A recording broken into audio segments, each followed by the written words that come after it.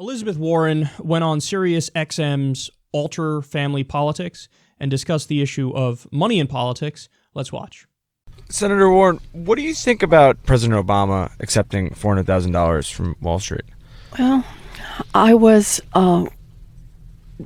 troubled by that.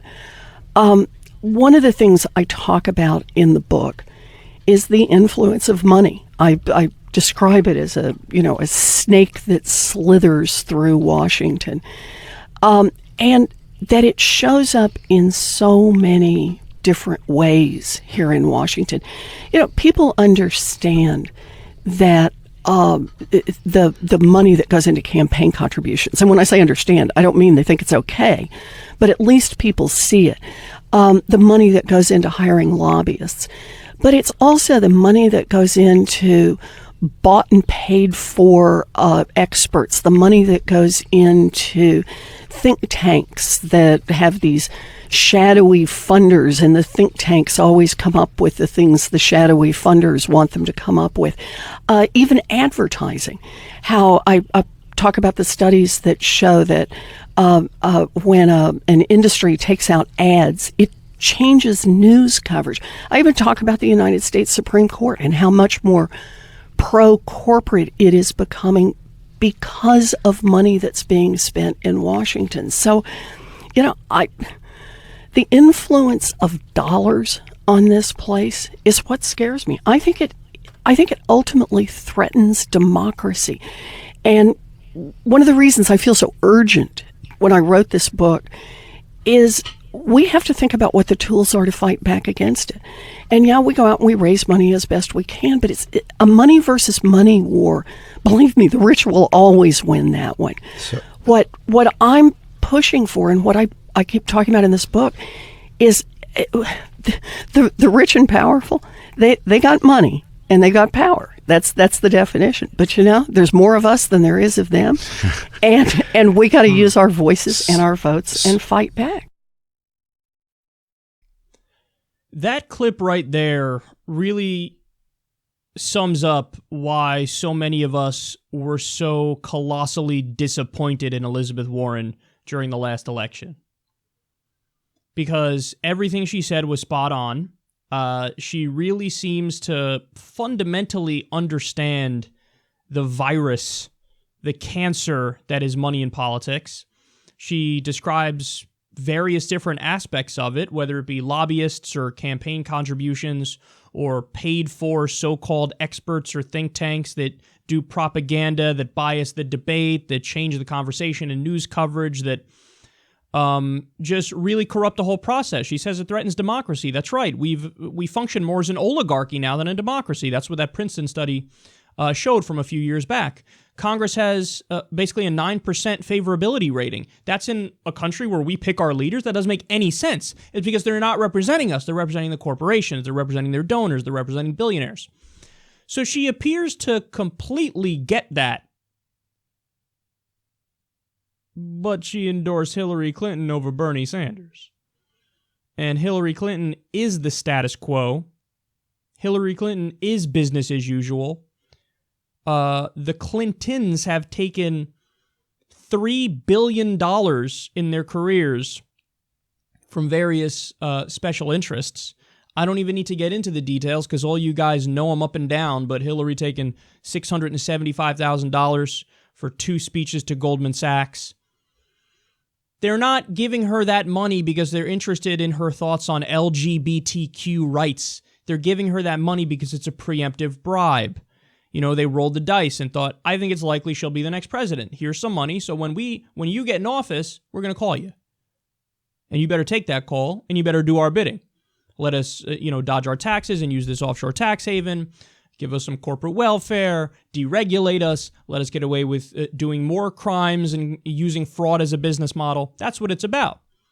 Now, Trump was a pseudo-populist and pretended to be against the elite class, but of course now he's got at least 4 Goldman Sachs members in his administration, and he's deregulating everything in sight, and his tax plan is a massive giveaway to the rich. But how could you, when Elizabeth Warren clearly knows what the issue is here, how could you have not endorsed Bernie Sanders early on? And I'm not saying that would have totally swung the race, because it probably wouldn't have. I mean, maybe it would have made a difference in Massachusetts, and it would have changed the momentum a little bit and had a bigger impact. It's possible, but I don't know. I'm just guessing here. But yeah, I think people were and are rightly angry with Elizabeth Warren as a result of that. And, I've always said about Elizabeth Warren, I used to put her in the exact same category as Bernie Sanders before the whole election mess. Now, she's not in the same category as him, because the principled move, and she knows the principled move, would have been to endorse Bernie Sanders. So in my mind, she's certainly still way more progressive than somebody like Obama. She's obviously way more progressive than somebody like Hillary Clinton. But she's no Bernie Sanders, And the question is, how far does your purity test go?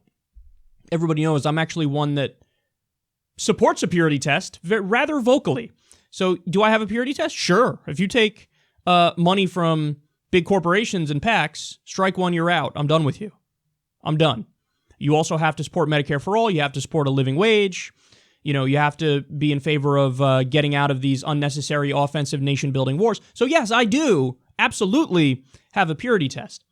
The question is, what's forgivable and what's not forgivable? I feel like I personally don't forgive Elizabeth Warren for what she did to Bernie and how she endorsed Hillary and all that stuff. But, I mean, if it was Elizabeth Warren versus Donald Trump, is anybody not going to pull the lever for Elizabeth Warren? I certainly would pull the lever for Elizabeth Warren in a heartbeat. I don't even think that's a close call, because her record, when you put aside what happened with Hillary Clinton, and again, I'm not saying you should do that, but when you do that and you look at her record, for example, she's the reason why we have the Consumer Financial Protection Bureau. I don't think people really get how big of a progressive victory that was. The Consumer Financial Protection Bureau basically made it so we finally have some watchdogs that are looking over the rapacious financial industry, and they don't screw you over. I told you, I have personal experience with that. I was sold bullshit identity theft protection, and I got a check in the mail, years after, and it was from the Consumer Financial Protection Bureau. They said, we did an investigation. It turns out that there was no actual system set up. There was no identity theft protection. They were just taking your money every month. So the Consumer Financial Protection Bureau did their job, looked out for something like fraud, like what that was, and then they gave people back their money. So Elizabeth Warren has done some great things, and you can't take any of it away from her. And I don't doubt that she means well, and she's trying to do the best for everybody. But yes, you could see that she was like over politically calculating in what she did with Hillary Clinton there. I'm not sure. If I had to guess, here's what I think. She was so convinced that Hillary was going to win and that Bernie had no chance that she didn't want to give up any potential clout or influence that she might have had over the Hillary Clinton administration.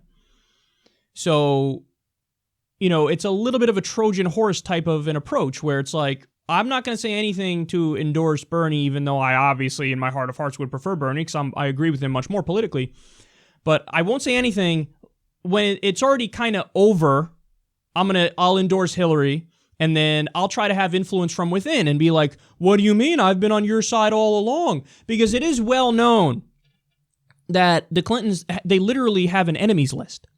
So if Elizabeth Warren had endorsed Bernie, she's on the enemies list and she has no sway over the administration. I know this is gross Machiavellian personal politics here that we're discussing, but I think it was a practical calculation she made. Now, again, I don't agree with her. I think principle should override that calculation, but I think that's what happened. It was a calculation that she made, and she thought she'd have more influence and could push the country more in a progressive direction if she did that with Hillary Clinton. But yeah, I still get it and still agree with the people who are like, what the fuck, Liz? Here you are, so I'm a progressive lion, and then you have really the political revolution come up with somebody who at first didn't appear to have a chance to win, but then definitely had a chance to win, and you were nowhere to be found. You were MIA. So yeah, I think she gets the problem. I think she's generally on the right side of stuff. I think she was overly political and pragmatic and calculating and practical in what she did with Hillary Clinton. I still like her. She's no Bernie Sanders. But yes, when you want to have a conversation about lesser evilism and a kind of lesser evil that I certainly would be able to vote for, it would be Elizabeth Warren. And I even feel a little fucked up calling her evil, because I don't think she's evil. I think she was just overly calculating and made a giant misstep the last time around. But yeah, the fact that she's releasing a book is also kind of a good sign.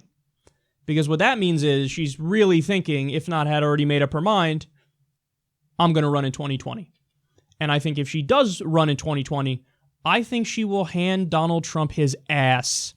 Because guess what?